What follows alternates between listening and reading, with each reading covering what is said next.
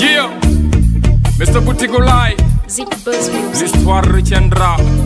Bismillah ñu door tënk coow li yëpp ci acte dose fi mu ne réew mi yëpp a ngi dal bu jeexul itam jël na pause yàqu-yàqu yi bëri na lool daa daj sax réew mi wërngal këpp diaspora bi sax di marche ñi ci dee maa ngi jàlle ñëpp li taal daay gay benn plainte ci war a wuy ñu jël ko denc Ousmane Sonko la aji bés mu lëndëm te jant war a fenk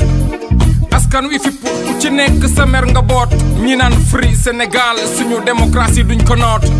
Auchan yëpp a jeex ñëpp a xiif réew mi amul kaañ Antoine jonn di ñu tëkk man daamal Kajoor moo ma gaañ lu jiin njaaga yenney njaag def seen police jéeri def ñu tom di dóori bal nervi gàddu yet recruté mbër yu ñàkk jom gis nañ alkaati visé bal ci bopp bi dóor mu ne nga lañ lu ngeen fi def ci lu bon ñu filmé te soxlawuñu sinaa bu ñaax xarañ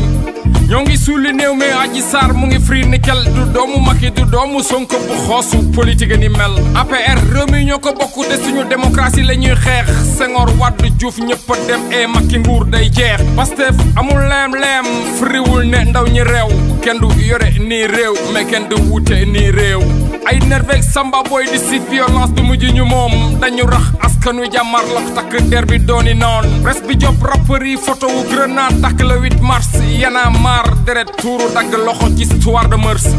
dëkku ba mbak bàyyi abéjak bu kuntëk cheb rafal dëkku Maodo Limaamu Laay ay xeer waruñ koy rafaal dama namm 2002 ba Diouf di retrel Bouba Diop ngay seen drapeau bi ca kaw xame toog ba Njaay ak Diop jabaru Sonko toggul dëxin bu amul kaani invité ma rem te mu bañ a xeeñ suñu mbokku chrétien yi dem ñu ngi ci carême wax bu àgg de dafa ko moom te paaka du dagg te génnul ci mbar mi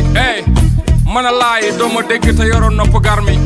armée française bugg ñu ndimbal tourné nañu page yàkkamti suñu réew mi takk nga ñëw sàcc suñu pétrole gaz politique yi ñoo ngi free yenn manifestants yi ñoo ngi jeel presse état presse opposition réew me ni mel ngay gis fake news nii ñii naan viol ñi naan complot débat politique yi fii ngay gis balak Modou Lo Sénégal du à la une ku wax ak ku waxutoon ñëpp a jàq réew Afrique yëpp ñu naw ci démocratie nga la buñ ko yàq fokk ñu sàmm suñu république bi drapeau bi flotte ca kaw non rafetul ci ñun ñu jote suñu biir armée bi taxaw le peuple est le seul souverain mais jàmm gën ay dëgg la c'est la lutte libère mais lu fi yàqu ñoo koy fay Macky nen du ko min bëri te Adji Sarr warul tax ñu xeex Ousmane Sonko simil sa yére seddal sa bopp après mu jeex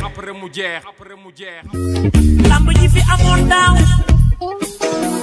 fétig ba la ni xaar ba tey coow li fi amoon daaw fétig ba la ni xaar ba tey